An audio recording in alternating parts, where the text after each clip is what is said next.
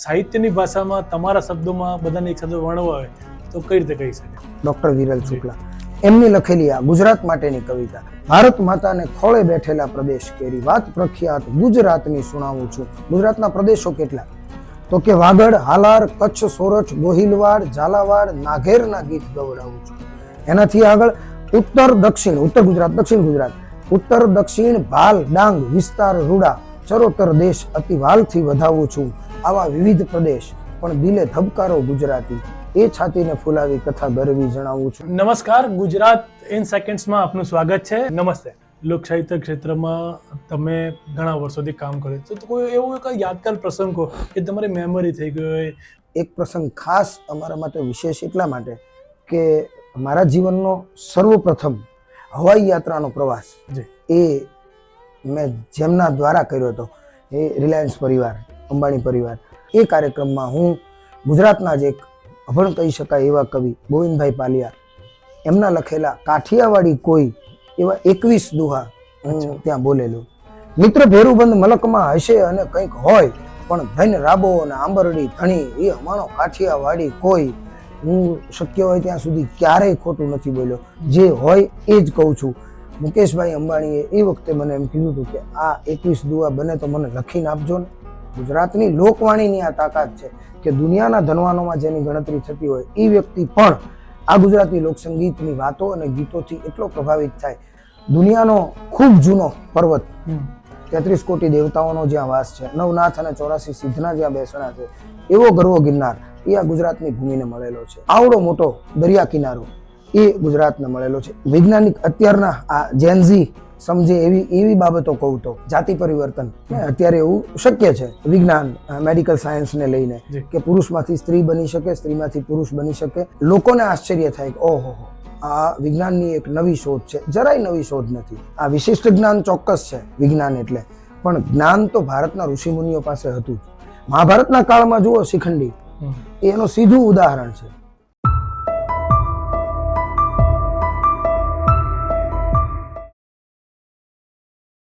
ભારત માતાને ખોળે બેઠેલા પ્રદેશ કેરી વાત પ્રખ્યાત ગુજરાતની સુણાવું છું ને વાગડ, હાલાર, કચ્છ, સોરઠ, ગોહિલવાડ, ઝાલાવાડ, નાઘેરના ગીત ગવડાવું છું ને ઉત્તર દક્ષિણ, ભાલ, ડાંગ, વિસ્તાર, રૂડા, ચરોતર દેશ અતિ વાલથી વધાવું છું. તો વિવિધ પ્રદેશ પણ દિલે ધબકારો ગુજરાતી, એવી છાતીને ફૂલાવી કથા ગરવી જણાવું છું. નમસ્કાર, ગુજરાત ઇન સેકન્ડ્સમાં આપનું સ્વાગત છે. અને આપણી સાથે એક એવી પ્રતિભા છે જે નાનકડા ગામથી આવીને આજે અમદાવાદ શહેરના રાજકીય ક્ષેત્રે, લોક સાહિત્ય ક્ષેત્રે તેમની વિશ્વ કક્ષાએ એમની નામના છે, તેવા રંજીત વાઘનું સ્વાગત કરું છું. નમસ્તે. નમસ્તે. વાઘ સાહેબ, હું થોડુંક તમારા વિશે જાણવા માંગીશ કે વાઘ સાહેબ, તમે એક નાનકડા ગામથી આવો છો અને એક ગામમાં એવું કહેવાય છે કે સંતોની ધરા છે, અને ત્યાંથી તમે એક પોતાનું વ્યક્તિત્વ, તમારી અભ્યાસ લઈને તમે બહાર આવ્યા. શું રીતે તમારી સફરની શરૂઆત થઈ? જી ચોક્કસ. હું જે વિસ્તારમાંથી આવું છું એ વિસ્તાર એટલે સોરઠ, ગીરનું નાકું, વાંકનું ખારચિયા કરીને મારું ગામ. એટલે અમારા વિસ્તાર માટે એવું કહેવાય કે નેક ટેક અને ધર્મની જ્યાં પાણે પાણે વાત, સંત અને શુરા નિપજાવતી, એ અમારી ધરતીની અમીરાત. એવી આ સંતોની અને શુરવીરોની અને સાવજ એટલે સિંહની એ ભૂમિ. ત્યાંથી મારા ફાધર એ અમદાવાદ શહેરમાં શિક્ષક તરીકે નોકરીમાં લાગ્યા. એટલે અમારે અમદાવાદ માઇગ્રેટ થવાનું થયું. ત્યારે મારી ઉંમર 2.5 વર્ષની. પ્રાથમિક શિક્ષણ પણ મેં અમદાવાદમાં લીધું, માધ્યમિક શિક્ષણ પણ અમદાવાદમાં લીધું. અને ત્યારબાદ આ ભારતીય પરંપરા સાથે મારો આખો પરિવાર જોડાયેલો. એટલે ચેતનભાઈ, મેં આયુર્વેદમાં ગ્રેજ્યુએશન કર્યું. અચ્છા સાહેબ, આયુર્વેદિકમાં જ તમારે ગ્રેજ્યુએશન કરવાનું કઈ કારણ, કોઈ ખાસ તમારી સાથે કોઈ લાગણીઓ જોડાવી હોય? જી, હું માધ્યમિકમાં હતો ને ત્યારથી મારા ફાધર એ જ સ્કૂલમાં પ્રિન્સિપાલ, એ જ સ્કૂલમાં મારો અભ્યાસ. એટલે સ્કૂલ 12:20 છૂટી જાય, હું 12:20 છૂટી જાઉં. મારા ફાધર પ્રિન્સિપાલ હતા એટલે એ લગભગ 1:15 ફ્રી થાય. તો એ વચ્ચેનો જે સમયગાળો હોય એ સમયગાળામાં હું લાઇબ્રેરીમાં બેસું અને પુસ્તકો વાંચું, અમારી સ્કૂલની જ લાઇબ્રેરીમાં. એમાં વાંચતા આ ભવ્ય ભારત ભૂમિ એના વિશેનું થોડુંક અભ્યાસ એ કાયમ થતો ગયો. ખબર પડી કે દુનિયા પાસે જે નથી એ ભારત પાસે છે. અને આખી દુનિયા આજે જેને વિજ્ઞાન કહી અને આશ્ચર્ય પામે છે એ બાબતો ભારતમાં સહજ હતી. હું તમને એના દાખલા આપું તો વિજ્ઞાને એવું સાબિત કર્યું કે સ્વસ્થ માણસ 24 કલાકમાં 21,600 શ્વાસ લે છે. આ વૈજ્ઞાનિક રીતે સિદ્ધ થયેલી બાબત છે. વૈજ્ઞાનિકોની અથાગ પ્રયત્નો અને મહેનત પછી એની સામે ભારત વર્ષના ગુજરાતના નાના એવા ગામડામાં રહેનારા ભજનીકો એમણે એ વખતે એમની સંતવાણીમાં એમના ભજનોમાં એ વખતે કહી દીધું હતું કે 21,600 ને કાળ ખાશે. એમને એ વખતે ખબર હતી કે સ્વસ્થ માણસ 24 કલાકમાં 21,600 શ્વાસ લે છે. પૃથ્વી અને ચંદ્રમાં બેની વચ્ચેનું અંતર એ 2 લાખ યોજન છે. આવું વિજ્ઞાને સાબિત કર્યું. પણ આપણા અનુભવી સંતોએ એ પોતાના અનુભવથી એ વખતે એમની સંતવાણીમાં એમના ભજનોમાં એ વખતે કીધું હતું કે 2 લાખ યોજન દૂર ચંદ્રમાં, પૃથ્વી અને ચંદ્રમાં બેની વચ્ચે 2 લાખ યોજનનું અંતર છે. આવી અનેક બાબતો, શૂન્યની ભેટ એ આખી દુનિયાને ભારત વર્ષે આપી છે.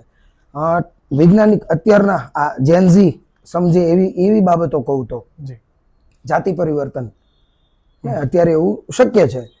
વિજ્ઞાન મેડિકલ સાયન્સને લઈને કે પુરુષમાંથી સ્ત્રી બની શકે, સ્ત્રીમાંથી પુરુષ બની શકે. લોકોને આશ્ચર્ય થાય કે ઓહો આ વિજ્ઞાનની એક નવી શોધ છે. જરાય નવી શોધ નથી. આ વિશિષ્ટ જ્ઞાન ચોક્કસ છે વિજ્ઞાન એટલે, પણ જ્ઞાન તો ભારતના ઋષિમુનિઓ પાસે હતું જ. મહાભારતના કાળમાં જુઓ શિખંડી, એનું સીધું ઉદાહરણ છે.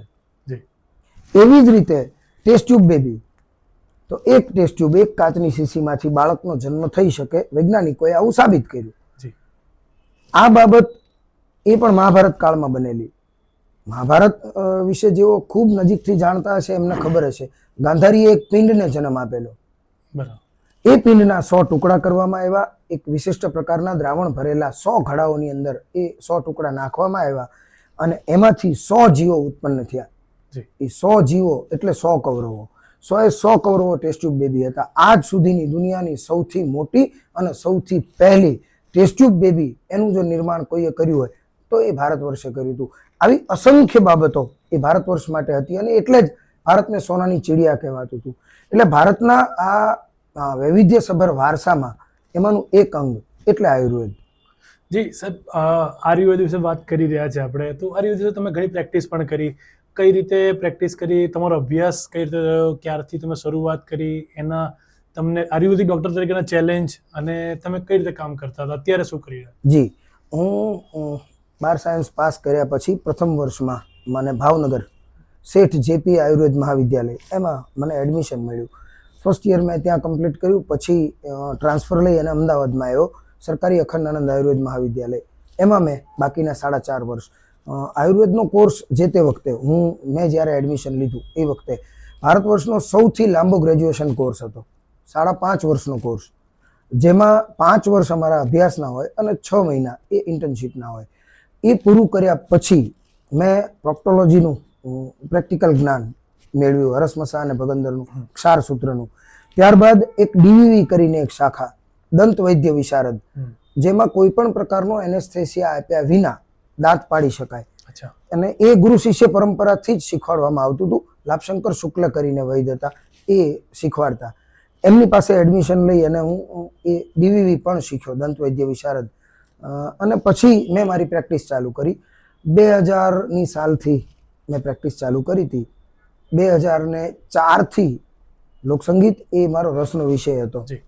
એટલે હું ધીમે ધીમે લોકસંગીતની ના પુસ્તકો, લોકસંગીતના વક્તવ્યો, લોકસંગીતનું થોડું ઘણું સંગીત ક્યાંયથી એમ સાંભળી અને મારી રીતે મગજમાં એનું સ્ટોરેજ કરતો ગયો.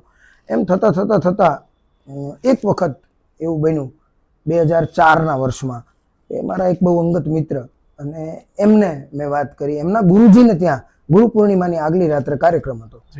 એટલે મેં એને કીધું કે ભાઈ આ કાર્યક્રમમાં મને જો બોલવા મળે તો, કેમ કે સ્ટેજ મળવું એ બહુ અઘરી બાબત છે. એટલે એણે એના ગુરુજીને વાત કરી અને ગુરુજીએ મને ત્યાં મંચ આપ્યું પહેલી વખત. અને અમદાવાદ શહેરમાં ગુરુ પૂર્ણિમાની આગલી રાત્રે 2004ની સાલમાં હું પહેલી વખત મેં મારું લોક સાહિત્યનું મારી પાસે જે જ્ઞાન હતું એ રજૂ કર્યું. ત્યાં બુક થયેલા આર્ટિસ્ટ જે હતા એમને બધાને મજા આવી, ઓડિયન્સને મજા આવી. અને તાલી એ કલાકારનો ગમતો ખોરાક હોય છે ને. એવું કહેવાય છે કે ભાઈ એક છોકરો સોમવારે સ્કૂલે ગયો, મંગળવાર, બુધવાર, ગુરુવાર, શુક્રવાર સુધીમાં એને સ્કૂલની પરિસ્થિતિ ખબર પડી ગઈ. પણ શનિવારે એ સમૂહ પ્રાર્થના હોય. સમૂહ પ્રાર્થનામાં બધા વિદ્યાર્થીઓ પોતાની આવડતો એ રજૂ કરે. એમાં આ લોકસંગીતનો થોડો ઘણો જાણકાર છોકરો એટલે એણે એક દુહો ગાયો. બધા વિદ્યાર્થીઓએ તાલીઓ પાડી. આ તાલીઓ એને એટલી બધી ગમી કે બાકીના સોમથી શુક્ર એને બીજો દુહો તૈયાર કરવામાં જ ટાઈમ કાઢ્યો. એટલે પછી એનું ભણવાનું ઓછું થઈ ગયું, પણ આ બાબત વધી ગઈ એટલે ત્યાં એપ્રિસિએશન મળ્યું. પછી ધીમે ધીમે ધીમે કરતાં એ ક્ષેત્રમાં આગળ વધતો ગયો. 2007ની સાલમાં પહેલી વખત મારે વિદેશમાં આ કળા રજૂ કરવાનો મને મોકો મળ્યો પદ્મશ્રી હેમંતભાઈ ચૌહાણ સાથે. હેમંતભાઈ સાથે હું પહેલી વખત 2007ના વર્ષમાં વિદેશ પ્રવાસ કર્યો. 2008માં ફરી પાછું મારે જવાનું થયું. હવે એ વખતે હું પ્રેક્ટિસ કરતો હતો. મેડિકલ પ્રેક્ટિસ છે ને એ સર્વિસ ઓરિએન્ટેડ છે. તમે સતત હાજર હોવા જોઈએ. આજે દર્દીને ચેક કર્યો, દવા આપી, કાલે બીજો ડોક્ટર ચેક કરે તો એ પાછો એકડાથી જ ઘૂંટવાનો. એટલે કન્સિસ્ટન્સી નહોતી રહેતી. હું વિદેશ પ્રવાસમાં જાઉં, મારા કાર્યક્રમોમાં જાઉં, પણ હું નસીબદાર એટલા માટે હતો કે મારા શ્રીમતીજી એ પણ હોમિયોપેથીના ડૉક્ટર છે. એટલે પછી મેં મારું ક્લિનિક છે એ એમને હેન્ડ ઓવર કરી દીધું 2008માં અને ફૂલ ફ્લેગ લોક સાહિત્યના ક્ષેત્રમાં આવ્યો. અચ્છા, લોક સાહિત્ય ક્ષેત્રે તમારા મનની અંદર ક્યાંક એવો વિચાર ચાલતો હતો કે ક્યારેક આવું ક્યાંક મને સ્ટેજ મળે અથવા કે આ સડનલી જ આકસ્મિક થયું હતું બધું? મેં તમને જેમ વાત કરીને એમ અભ્યાસ હતો, તૈયારી કરતો હતો, પુસ્તકો વાંચતો હતો. મારી પોતાની 2250 પુસ્તકોની લાઇબ્રેરી છે અને મને પોતાને એ વાત કહેતા ગૌરવ થાય કે 2250 પુસ્તકો જે મારી લાઇબ્રેરીમાં છે એ બધા પુસ્તકો એવા છે કે જેનું મેં એકવાર તો નોવેલ રીડિંગ કરેલું છે, પછી જ મારી લાઇબ્રેરીના કબાટમાં હું એને મૂકું. એટલે એ બાબતો જે હું શીખ્યો હતો, જે જ્ઞાન મેં મેળવ્યું હતું એ ઓડિયન્સની સામે રજૂ કરવાનો ક્યાંક એવો સારો મોકો મળે એવી શોધમાં 2004થી મારી આ જર્નીની શરૂઆત થયેલી. ને ત્યાર પછી તો સમજો એ સમયમાં મારી શરૂઆતમાં મેં બટુકભાઈ વ્યાસ કરીને એક ભજનીક હતા, એમની સાથે મારી શરૂઆત. પછી માસ્ટર રાણા એક બાળ ગાયક, એની સાથે મેં 2-1 વર્ષ કામ કર્યું. એના પછી હેમંતભાઈ ચૌહાણ સમર્થ ભજનીક, એમની સાથે મેં 5-1 વર્ષ કામ કર્યું. એ દરમિયાન આ ક્ષેત્રના મહારથીઓ જે કહેવાય એવા આદરણીય કીર્તિદાનભાઈ ગઢવી, આદરણીય ઓસમાનભાઈ મીર, લક્ષ્મણભાઈ બારોટ, અભયસિંહજી રાઠોડ, પ્રફુલ્લ દવે, આ બધા કલાકારો, નિરંજનભાઈ પંડ્યા, આ બધા કલાકારોની સાથે કાર્યક્રમો આપવાનો ધીમે ધીમે મોકો મળતો ગયો. પછી એવું થતું હતું કે ગુજરાતના તમામ કલાકારો સાથે સ્ટેજ શેર કર્યું છે એટલે અને એમનું એપ્રિસિએશન મળ્યું છે. એટલે કોઈ મોટો કલાકાર તમને એપ્રિશિએટ કરે ને એટલે તમારી કામ કરવાની હિંમત વધી જાય, એટલે તમે મહેનત વધારે કરતા જાઓ. ત્યાર પછી મેં ફાલ્ગુની પાઠક સાથે પણ કાર્યક્રમો કર્યા, એમની સાથે વિદેશની ટૂર પણ કરી. અને વિશેષ મને આનંદ એ વાતનો કે એક હિન્દી સૂફી ગાયક એટલે કૈલાશ ખેરજી, પદ્મશ્રી, એ પણ પદ્મશ્રી કૈલાશ ખેરજી, એમને રજૂ કરવાનો પણ ગુજરાતી કલાકાર તરીકે મને મોકો મળેલો. એટલે આ એક જર્ની સતત આમને આમ ચાલતી રહી. લોક સાહિત્યની વાત આવે એટલે ગુજરાતમાં દરેક ખૂણે અલગ અલગ સાહિત્ય છે, અલગ અલગ પ્રકારના લોકો છે. તો કદાચ સાહિત્યની ભાષામાં તમારા શબ્દોમાં બધાને એક સાથે વર્ણવા હોય તો કઈ રીતે કહી શકાય? આ ગુજરાત, મેં જે શરૂઆતમાં જે પંક્તિઓ કહી એ મારા બહુ અંગત મિત્ર ને ખૂબ જાણકાર અને જેમણે PhD કરેલું છે ગુજરાતની લોકકથાઓ અને વિદેશની લગભગ બ્રિટનની લોકકથાઓ, એ બેયની વચ્ચેનું સમન્વય, એ વિષય ઉપર એમણે PhD કરેલું છે. એ એમનું નામ છે વિરલ શુક્લા, ડૉક્ટર વિરલ શુક્લા. એમની લખેલી આ ગુજરાત માટેની કવિતા, આખું ગુજરાત એક કવિતામાં આવી જાય એનો મેં આ એક જ બંધ રજૂ કર્યો. આવા લગભગ 20-21 બંધ છે. આખા ગુજરાતને એક સાથે વણી લેતી આ પંક્તિઓ. ભારત માતાને ખોળે બેઠેલા પ્રદેશ કેરી વાત પ્રખ્યાત ગુજરાતની સુણાવું છું. આખો ભારતનો નકશો જુઓ ને તમે તો કોઈ માએ પોતાના દીકરાને કૈડમાં તેડેલો હોય અને એ દીકરો જેવો લાગતો હોય ને એવું ભારતના નકશામાં ગુજરાત લાગે છે. એટલે ભારત માતાને ખોળે બેઠેલા પ્રદેશ કેરી વાત પ્રખ્યાત ગુજરાતની સુણાવું છું. ગુજરાતના પ્રદેશો કેટલા? તો કે વાગડ, હાલાર, કચ્છ, સોરઠ, ગોહિલવાડ, ઝાલાવાડ, નાઘેરના ગીત ગવડાવું છું. એનાથી આગળ ઉત્તર દક્ષિણ, ઉત્તર ગુજરાત, દક્ષિણ ગુજરાત, ઉત્તર દક્ષિણ ભાલ ડાંગ વિસ્તાર રૂડા, ચરોતર દેશ અતિ વાલથી વધાવું છું, આવા વિવિધ પ્રદેશ પણ દિલે ધબકારો ગુજરાતી, એ છાતીને ફૂલાવી કથા ગરવી જણાવું છું. ગુજરાત એ એક એવી ભૂમિ છે જ્યાં સંત દાતાર અને શૂરવીરો એ આ ભૂમિએ આ વિશ્વને આપ્યા છે. દુનિયાનો ખૂબ જૂનો પર્વત, 33 કોટી દેવતાઓનો જ્યાં વાસ છે, નવનાથ અને 84 સિદ્ધના જ્યાં બેસણા છે, એવો ગરવો ગિરનાર એ આ ગુજરાતની ભૂમિને મળેલો છે. આવડો મોટો દરિયા કિનારો એ ગુજરાતને મળેલો છે. એવા પહાડો આ ગુજરાતને મળ્યા છે, એવો દરિયાકાંઠો આ ગુજરાતને મળ્યો છે, એવી નદીઓ નર્મદા જે આખા ગુજરાતની જીવાદોરી છે એ આ પ્રદેશને મળી છે. એવું જ કચ્છનું રણ પ્રદેશ પણ આ પ્રદેશને મળ્યો છે. એટલે ગુજરાત એ આમ આપણે કહીએ ને તો સંપૂર્ણ ભાણું છે. દુનિયામાં કોઈ પણ બાબત તમારે જોવી હોય તો એ તમને ગુજરાતમાં છે, એવો આ પ્રદેશ છે. તમારા લોક સાહિત્ય ક્ષેત્રમાં તમે ઘણા વર્ષોથી કામ કર્યું, તો કોઈ એવો કોઈ યાદગાર પ્રસંગ કહો કે તમારી મેમરી થઈ ગઈ હોય અને ખરેખર એ જે પ્રસંગ છે તમારી છાપ બની ગયો હોય? આમ તો કાર્યક્રમોના લીધે અલગ અલગ બધી જગ્યાએ જવાનું થતું રહેતું હોય, પણ એક પ્રસંગ ખાસ અમારા માટે વિશેષ એટલા માટે અને મને યાદ રહી ગયો એટલા માટે કે મારા જીવનનો સર્વપ્રથમ હવાઈ યાત્રાનો પ્રવાસ એ મેં જેમના દ્વારા કર્યો હતો, એ રિલાયન્સ પરિવાર, અંબાણી પરિવાર. અંબાણી પરિવાર એ વખતે સીવિન્ડ નામનો એમનો બંગલો જે ધીરુભાઈએ બનાવેલો, ત્યાં રહેતા હતા, પેડર રોડ ઉપર. એમાં ભોંયતળીએ એમનું શ્રીનાથજી બાવાનું મંદિર, અને શ્રીનાથજી બાવાના એ મંદિરના 16મા પાટોત્સવનો કાર્યક્રમ, એ કાર્યક્રમમાં મારે અને હેમંતભાઈ ચૌહાણને, અમારે બેયને સાથે એ કાર્યક્રમ માટે જવાનું થયું. આપણને એમ લાગે કે ભારતનો સૌથી ધનવાન વ્યક્તિ, વિશ્વના ધનવાન વ્યક્તિઓમાં જેની ગણતરી થતી હોય, એ માણસને એટલી બધી કેવી લાગણી હોય એમ પ્રદેશ પ્રત્યે, પણ ગુજરાત પ્રત્યેની એમની લાગણી જુઓ. એમણે બપોરથી અમને બંગલો પર બોલાવી લીધા, guest house, rest house, hotel ક્યાંય નહીં, બંગલો ઉપર બોલાવી લીધા. પોતાની સાથે પરિવારના સભ્યની જેમ અમને સાંજ સુધી રાખ્યા. સાંજે અમારો કાર્યક્રમ હતો અને એ કાર્યક્રમમાં હું ગુજરાતના જ એક અભણ કહી શકાય એવા કવિ ગોવિંદભાઈ પાલિયા, એમના લખેલા કાઠિયાવાડી કોઈ એવા 21 દુહા હું ત્યાં બોલેલો. 1-2 દુહા હું તમને સંભળાવું. કાઠિયાવાડની તાસીર કેવી છે તો મિત્ર ભેરુબંધ મલકમાં હશે અને કંઈક હોય. ભાઈબંધી એની દુનિયામાં પાર વિનાની વાતો છે, પણ કાઠિયાવાડની વાત અલગ શું કામ? મિત્ર ભેરુબંધ મલકમાં હશે અને કંઈક હોય, પણ ધન રાબો અને આંબરડી ધણી એ અમારો કાઠિયાવાડી કોઈ. વિહળ રાબા, ઝાલાવાડની ધરતી ઉપર આવેલું આંબરડી નામનું ગામ, વિહળ રાબા અને એના મિત્રો, એ બધાય મિત્રોએ સાથે મળી અને એવો નિર્ણય કરેલો, નક્કી કરેલું કે આપણે જીવવાનું સાથે, મરવાનું સાથે, અને જ્યારે મરીએ ત્યારે કુંડાળે મરવાનું, એક સાથે એક જગ્યા ઉપર. અને એ 12 મિત્રો, વિહળ રાબા અને એના 11 મિત્રો એ એક સાથે એક જગ્યા ઉપર યુદ્ધ થયેલું અને યુદ્ધ માટે કાયમ આવી ગયેલા, પણ એક સાથે એકબીજાના હાથ પકડીને કુંડાળે મોત એમણે સ્વીકારેલું. એક ભાઈબંધ એ બહારગામ હતો એટલે બાકી રહી ગયેલો, પણ આમની સળગતી ચિતાઓ હતી, દોડતો આવી અને ચિતા ઉપર બેસી ગયેલો.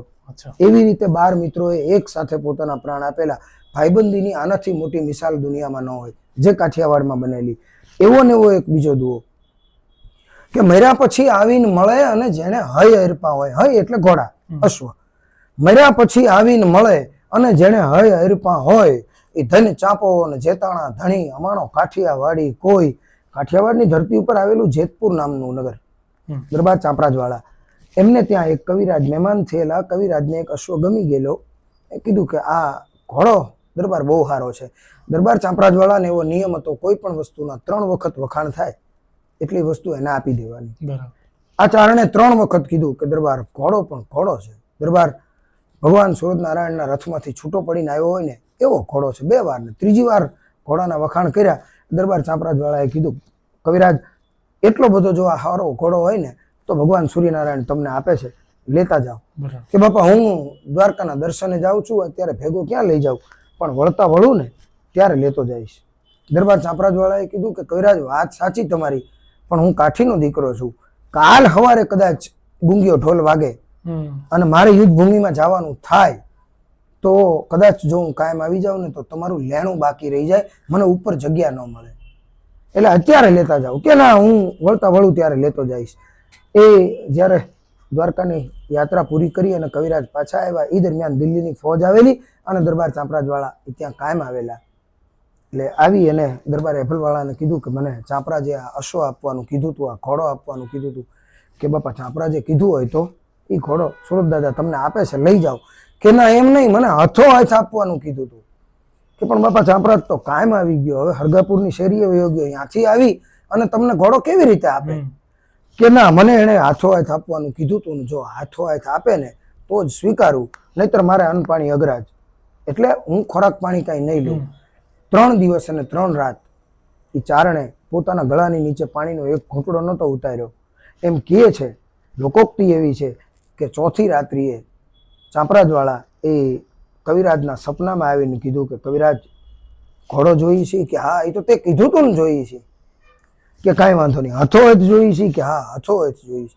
કે કાલ સવારે સૂરજનારાયણ કોર કાઢે ને ત્યારે ઉગતા સૂર્યની સામે જોઈ અને ઊભા રહીજો, સૂરજનારાયણ તને હથો હથ એ ઘોડો આપશે. અને લોકોક્તિ એમ કહે છે કે બીજે દિવસે સવારે દરબાર ચાંપરાજવાળાને જે જગ્યાએ અગ્નિ સંસ્કાર આપવામાં આવેલો, જે જગ્યાએ એની દહનક્રિયા કરવામાં આવેલી, અહીંયા ઊભા રહી અને આ ચારણે દરબાર ચાંપરાજવાળાની બિરદાવલીમાં આ સપાખરું ગાયેલું. વડા ભારત રચાયા ખેલ કૌરવ વારા પાંડવ વારા કરણ પાર થારા જુદ્ધા હુઆ પ્રલય કાળા બાણરા ટંકાર નાર પાર ના સમાન બાગા પનંગા થણકા લાગ્યા હાથ મેં પાતાળ ઢાંકિયા કૌરવા બાણે પડી માથે મેઘ ધારા છૂટા બાણ પાર થારા નાકારા સમોહ જટા સુર ધીર ઠાર ઠાર વીર રસ જાગા રોપિયા કરણે પાગા ધાગા ધાગા રો. આખું સપાખરું એમ કહે છે કે પૂરું થયું ને ત્યારે સૂર્યનારાયણના કિરણોમાંથી સદેહે દરબાર ચાંપરાજવાળાએ આવી અને પોતાના હાથે એ કવિરાજને અશ્વનું દાન આપેલું. એટલે ગોવિંદબા પાલિયાએ આ દુઓ લખ્યો કે મર્યા પછી આવીને મળે અને જેણે હય હરપા હોય એ ધન ચાંપો અને જેતાણા ધણી અમાણો કાઠિયાવાડી કોઈ. આવા મેં 21 દુઆ ત્યાં અંબાણી પરિવારના એ કાર્યક્રમમાં હું બોલ્યો. આશ્ચર્યની વાત એ છે કે કાર્યક્રમ પત્યા પછી ગાલા ડિનર હતું, બધા એના મહેમાનો ગુજરાતી મહેમાનો. એ પરિવાર એટલું ધ્યાન રાખતો હતો કે આ ભાષાને જે સમજી શકે એવા મહેમાનોને જ આમંત્રણ આપવું, એટલા જ મહેમાનો પૂરતો એ કાર્યક્રમ. ગાલા ડિનર હતું ને ત્યાં અમે જમવા બેઠા હતા. ત્યાં બહુ આશ્ચર્ય અને બહુ મોટી વાત લાગે પણ હું શક્ય હોય ત્યાં સુધી ક્યારેય ખોટું નથી બોલ્યો. જે હોય એ જ કહું છું. મુકેશભાઈ અંબાણીએ એ વખતે મને એમ કીધું હતું કે આ 21 દુઆ બને તો મને લખીને આપજો ને. આ ગુજરાતી લોક સાહિત્યની તાકાત છે, ગુજરાતની લોકવાણીની આ તાકાત છે કે દુનિયાના ધનવાનોમાં જેની ગણતરી થતી હોય એ વ્યક્તિ પણ આ ગુજરાતી લોકસંગીતની વાતો અને ગીતોથી એટલો પ્રભાવિત થાય. એમણે કીધું કે મને ખાલી લખીને આપજો. સાહેબ, હું લોક સાહિત્યની વાત થઈ, હવે એક સ્ટેપ આગળ વધીએ. હવે તમે રાજકારણમાં એન્ટ્રી કઈ રીતે થઈ? તમે હાલ વિરાટનગર વોર્ડના કોર્પોરેટર છો, તમે ઘણા કોર્પોરેશનની કમિટીઓમાં ડાયરેક્ટર તરીકે બી ફરજ બજાવો છો અને તમારા કામના લીધે તમે જાણીતા પણ છો. તો એન્ટ્રી કઈ થઈ, કઈ રીતે સડનલી થઈ કે પ્લાનિંગ હતું? ના, પ્લાનિંગ તો એવું કોઈ નહોતું, પણ ઈશ્વરે આપણને એની બનાવેલી દુનિયામાં રમવા માટે મોકલ્યા છે તો ઈશ્વરને ગમે એવા થઈ અને રહેવું. આ એક નિયમ સાથે કામ કરતો હતો. જ્યારે ડૉક્ટરી કરતો હતો ત્યારે મારા તબીબી વ્યવસાયને સંપૂર્ણપણે સમર્પિત હતો. લોકસંગીતના ક્ષેત્રમાં હતો અને આજે છું પણ. હજી મેં મારા કાર્યક્રમો એ છોડ્યા નથી. એમાં પણ હું મારા લોકસંગીતના કાર્યક્રમોને, મારા ગુજરાતી લોકસંગીતને, ગુજરાતી લોક સાહિત્યને સંપૂર્ણપણે સમર્પિત છું. અને એના પછી ધીમે ધીમે એવું લાગતું હતું કે રાજકારણના ક્ષેત્રમાં એ સારા માણસોએ આવવું જોઈએ. લોકસંગીતના કાર્યક્રમો અમે રાજકીય સભા મિટિંગ કાંઈ પણ હોય તો એમાં અમારા લોકસંગીતના કાર્યક્રમો થાય અને એ કાર્યક્રમોને લઈ અને રાજકીય નેતાઓ સાથે મુલાકાત થાય, એમની સાથે વિચારોની આપલે થાય. એમાં થતાં મને એવું સજેશન આપ્યું મારા હિતેચ્છુઓ, મારું સારું જે ઈચ્છતા હોય એવા મારા વડીલો, એમણે મને કીધું કે તમારે રાજકારણના ક્ષેત્રમાં આવવું જોઈએ. મને કાંઈ વાંધો નહોતો. આપણે ઈશ્વરની ઈચ્છા હશે તો જ ઈશ્વરે એમના પાસે એવું બોલાવડાવ્યું હશે. એટલે મેં કીધું વાત સાચી છે, પણ હવે આમાં હું કઈ રીતે મદદ કરી શકું. 2007ની સાલમાં કર્ણાવતી મહાનગર સાંસ્કૃતિક સેલના કન્વીનર તરીકે ભારતીય જનતા પાર્ટીમાં મારી નિમણૂક કરવામાં આવી, મને એ જવાબદારી આપવામાં આવી. એક તો હું લોકસંગીતનો માણસ, એટલે મારે લોકસંગીત પૂરતું જ કામ કરવાનું હતું, પણ પક્ષના દાયરામાં રહીને કરવાનું હતું. એટલે 2007 થી 10 3 વર્ષ સુધી મેં કર્ણાવતી મહાનગર સાંસ્કૃતિક સેલના કન્વીનર તરીકેની મારી જવાબદારી નિભાવી. એ દરમિયાન રાજનેતાઓ સાથે મળવાનું થાય, વિચારોની આપ-લે થાય.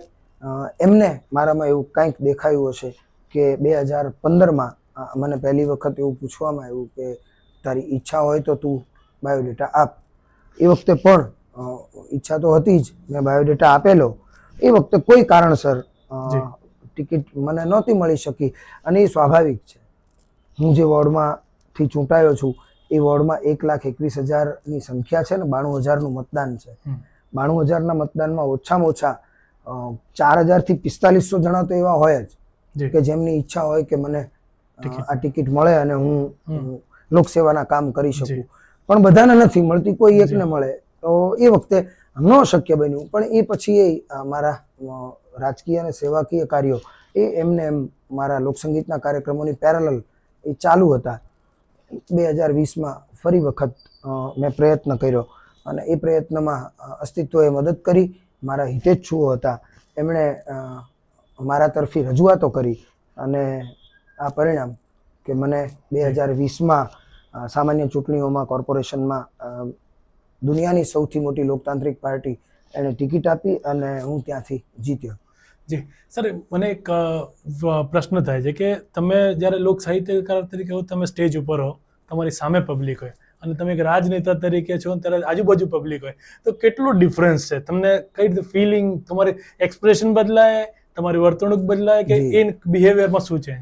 જી, જ્યારે મંચ ઉપર હોઈએ ને ત્યારે સામે બેઠેલો વર્ગ એ તમે જે આપો ને એ સ્વીકારવા માટે તૈયાર બેઠો હોય, એવું બને. લોકસંગીતના કાર્યક્રમ હોય ને, કાર્યક્રમમાં માનો કે હું સ્ટેજ ઉપર જાઉં છું તો ઓડિયન્સની અપેક્ષાઓ હોય કે આટલી આટલી વાતો આમની પાસેથી સાંભળવાની મજા આવશે. એટલે એ પ્રકારની એમની ઈચ્છા હોય, લાગણી હોય, એ પ્રમાણેની જ ફરમાઈશો હોય, એટલે એ પ્રમાણેની રજૂઆતો કરતા હોય ને ત્યારે એ સંપૂર્ણ સ્વીકારવાના મૂડમાં હોય. એટલે ત્યારે એક આનંદ અલગ હોય.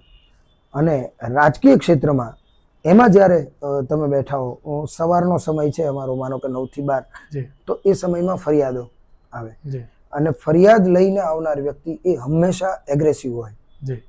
પણ અનુભવોએ મને એ શીખવાડેલું કે એ આવનારો માણસ ગમે એટલો એગ્રેસિવ હોય, સૌથી પહેલાં એની તકલીફ સાંભળી લો, અને એની તકલીફ સાંભળ્યા પછી વિચારો કે આ જગ્યા ઉપર હું હોત તો.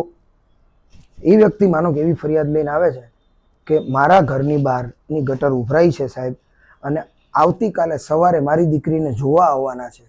હવે ત્યાં ઉભરાયેલી ગટર, ચારે બાજુ ફેલાયેલું ગંદુ પાણી, એની વચ્ચે મારા મહેમાન આવશે કેવી રીતે? અને આવશે તો કદાચ મારું મકાન જોઈને હા પાડશે, નહીં પાડે તો એ મારી દીકરીના અરમાનો ઉપર કેવી અસર થાય છે? આવી કોઈ માનો કે ફરિયાદ લઈને આવ્યો, તો હું એ જગ્યા ઉપર મને પોતાને મૂકું. આ બાબત જો મારી સાથે બની હોય તો આ માણસ એગ્રેસિવ છે, એના કરતાં તો હું 4 ગણો એગ્રેસિવ હોઉં. એટલે એ માણસને શાંતિથી સાંભળી અને એને ત્યાં ને ત્યાં બેસાડી, અને મારા સંપૂર્ણ એવા પ્રયત્નો હોય છે કે હું ફોન કરી અને અધિકારીશ્રીને વાત કરું કે ભાઈ આ જગ્યા છે, આવી રીતે છે, અને શક્ય હોય તો આજ સાંજ સુધીમાં આટલું આ એક કામ કરી અને થઈ જાય તો મને જાણ કરજો. સદનસીબે કાર્યક્રમોને લીધે મારી વ્યસ્તતા થોડીક વધારે હોય, એટલે હું વોર્ડમાં મારો જે ટોટલ સમય આપવાનો હોય એના કરતાં કદાચ મારા સાથી કાઉન્સિલરો જે સમય આપે ને એના કરતાં હું 50% સમય આપી શકું, એવું બને. પણ સદનસીબે અધિકારીશ્રીઓ એ આપણી એક જ ફોનથી, એક જ વાતથી એ માની જાય અને પહોંચી જાય, અને કામ થઈ જાય. અને કામ થઈ જાય, કાર્યક્રમમાં જેટલી તાલીઓમાં મજા આવે ને એટલી જ મજા રાજકારણમાં કામ થઈ જાય ને પછી એ વ્યક્તિનો જ્યારે આભાર માટે ફોન આવે ને ત્યારે એના કરતાં કંઈક વિશેષ આનંદ આવે કે ચાલો આપણા હાથે કુદરતે એક સારું કામ કરાવડાવ્યું. વાઘ સાહેબ, હું તમને જેટલો સમજ્યો, જેટલો સાંભળ્યો, જેટલો તમારે જાણું છું, એટલે વાઘ સાહેબ એટલે આપવું, સ્ટેજ ઉપર હોય તો સાહિત્યનું જ્ઞાન આપવું, ડૉક્ટર તરીકે સમાજની સેવા કરવી, અને રાજકારણી તરીકે પણ લોકોની સમાજ સેવા જ કરવી. તો રાજકારણ ક્ષેત્રે હું થોડુંક એ જાણવા માંગીશ કે તમે રોલ મોડલ કોને ગણો? અત્યારના સમય પ્રમાણે જો ગણીએ તો આ દેશના વડાપ્રધાન, સર્વાધિક લોકપ્રિય વડાપ્રધાન અને આખી દુનિયા જેમને વૈશ્વિક નેતા તરીકે સ્વીકારે છે એ આદરણીય શ્રી નરેન્દ્રભાઈ મોદી, એમને આદર્શ ગણીએ.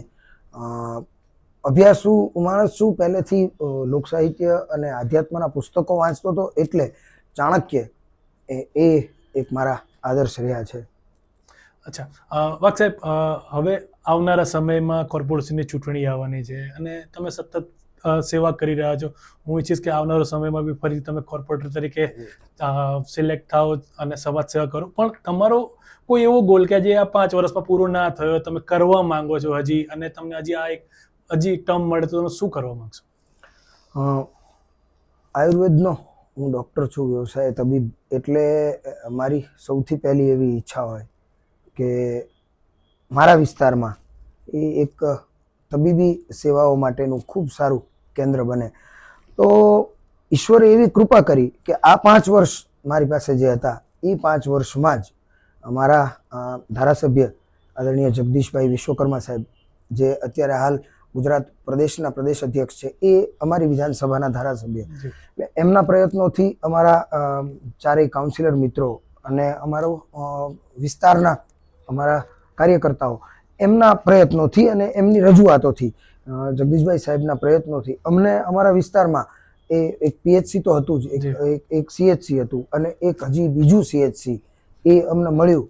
એટલે વિરાટનગર વોર્ડમાં હું માનું ત્યાં સુધી મને ડૉક્ટર તરીકે સંતોષ થાય કે મેં 5 વર્ષ જે મને મળ્યા હતા એ સમયમાં દર્દી નારાયણ એની સેવા કરવાનો એક બહુ મોટો અવસર એ મળ્યો હતો ને એ પાર પડ્યો છે.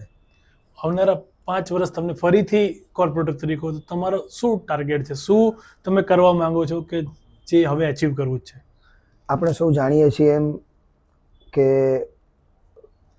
36ના ઓલિમ્પિક્સ મહોત્સવ માટે આખું ગુજરાત એ તૈયારી કરી રહ્યું છે.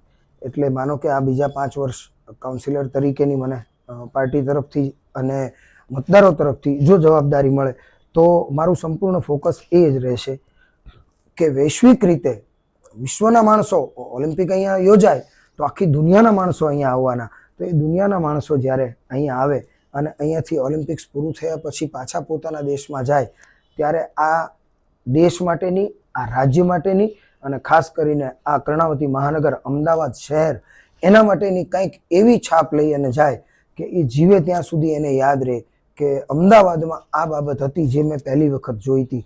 એવી કંઈક બાબતો કરવાનો એ 100% ઈચ્છા ખરી. જી વાઘ સાહેબ, આ તમારા કોર્પોરેટરના ટેન્યુઅરમાં કોરોના પણ આવ્યો. હા, બરાબર. કોરોના સમયે એકદમ ક્રિટિકલ વૈશ્વિક મહામારી હતી. એ સમયે પણ તમે બહુ સારા કામ કર્યા. તો એ કઈ રીતે મેનેજ કરતા હતા? કારણ કે પરિવાર, તમે પોતે ડોક્ટર, લોકોની સેવા કરો, અમે તો તત્પર રહો છો, તો એ થોડો એક મને વસ્તુ સમજાવો કે આખી ક્રિટિકલ સિચ્યુએશન કઈ રીતે હેન્ડલ કરી? ઈશ્વર છે ને એક રસ્તો બંધ કરે ને તો એક રસ્તો તમને ખોલી આપે છે. જી. કેમ કે કોરોનાની મહામારી એમાં કલાકાર તરીકે સૌથી પહેલું બંધ કોઈનું કામ થયું હોય તો કલાકારોનું. જી. કેમ કે 4 જણથી વધારેના મળવા ઉપર પ્રતિબંધ ને આ બધું, એટલે સૌથી પહેલું કામ અમારું બંધ થયું કલાકાર તરીકે. અને સૌથી છેલ્લું ખુલ્યું હોય તોય કલાકારોનું. કેમ કે માણસોનો મેળાવડો થાય તો જ અમારા કાર્યક્રમો થઈ શકે.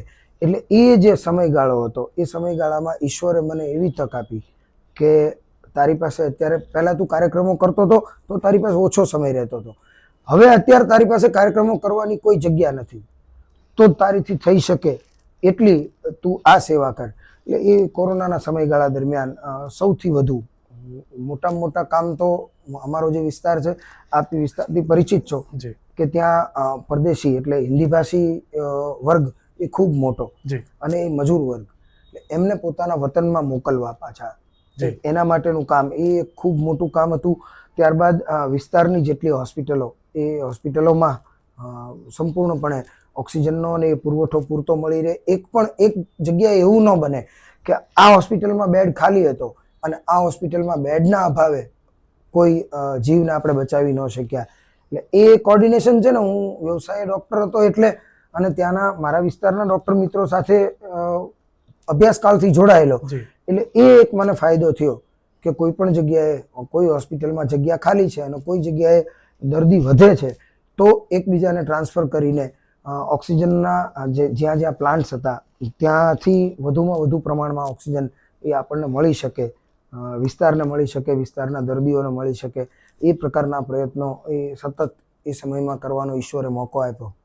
જી, આ કોરોના સમયમાં લોકો મહામારી થયા હતા. તમે કહો છો તે પ્રમાણે તમારી ઇન્ડસ્ટ્રી, લોક સાહિત્ય કલા, ઘણા લોકોને કામ નહોતું કરતું. તો ક્યાંય એવું તમને જાણવા આવ્યું કે બહુ ખરાબ પરિસ્થિતિ એમાં તને એને મદદની જરૂર પડી કોઈ કલાકારને? એ સમયમાં વધુમાં વધુ કલાકારોમાં ગાયક, વક્તા એમને બહુ તકલીફ નહોતી, કેમ કે એમના બજેટ એ ઊંચા હોય, એટલે અગાઉનું કંઈક ભેગું કરેલું હોય, એટલે એમને બહુ તકલીફ નહોતી પડતી.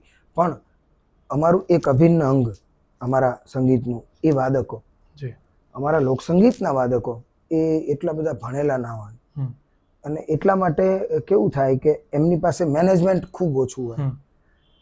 સિઝનના સમયમાં પૈસા ખૂબ આવે, સારામાં સારા પૈસા મળે, તો એ વખતે એમની લાઈફસ્ટાઈલ અલગ થઈ જાય, અને ફરી પાછી જ્યારે સ્લેક સિઝન આવે ત્યારે પાછી એમને તકલીફ ઊભી થાય.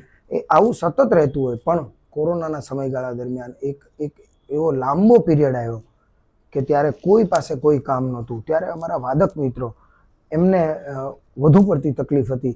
ત્યારે એ વાદક મિત્રોમાંથી જેને કોઈને આપણાથી જે થઈ શકતું હતું, અથવા તો આંગળી ચીંધીને, કેમ કે બધું કરી શકવા આપણે સમર્થ નથી, ઈશ્વર બધાને બધું નથી આપતો, પણ આપણી આંગળી ચીંધવાથી કોઈનું કામ થઈ જાય એવું કરવામાં ઈશ્વરે આપણને નિમિત્ત બનાવ્યા, અને એ વાદક મિત્રોને આપણે એ રીતે મદદ કરી શક્યા.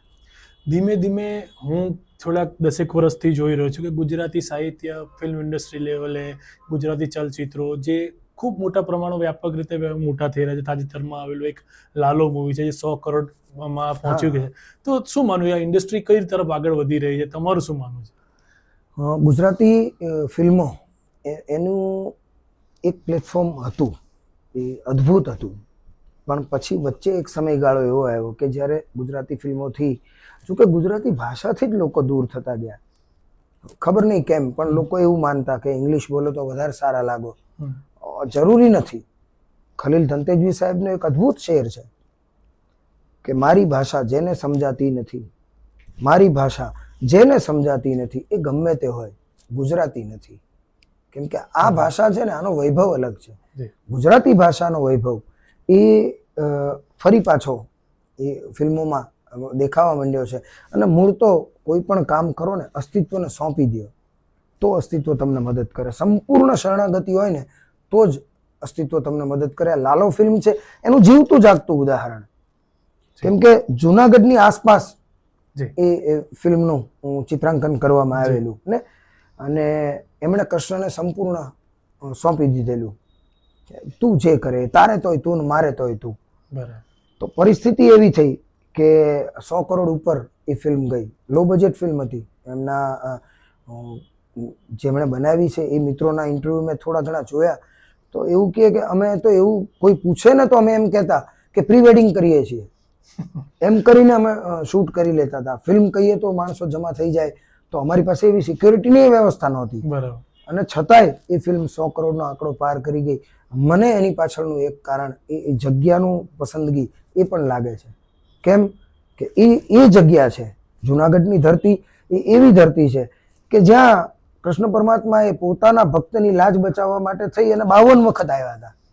નરસિંહ મહેતાની લાજનું રક્ષણ કરવા માટે 52 વખત આવ્યા હોય તો એમણે શરણાગતિ સ્વીકારેલી. એટલે જે કરે એ હરિક. સારું કોઈ કરે અને કે મહેતાજી તમારું બહુ સારું થયું, તો કે ભાઈ હરી ઈચ્છા બળવાન. અને એનું કંઈક ખરાબ થાય એના જીવનમાં કે મહેતાજી આ તો બહુ ખરાબ થયું, તોય એમ કે હરી ઈચ્છા બળવાન. એટલે સંપૂર્ણ શરણાગતિ હતી. એટલે એ જગ્યા ઉપર કૃષ્ણ પરમાત્મા 52 વખત આવ્યા હતા. તો આ લાલો ફિલ્મના જે નિર્માતા અને દિગ્દર્શક અને એના પાત્રો, એ જે મિત્રો છે, એમણે પણ હું માનું છું ત્યાં સુધી સંપૂર્ણ લાલાની શરણાગતિ સ્વીકારી છે.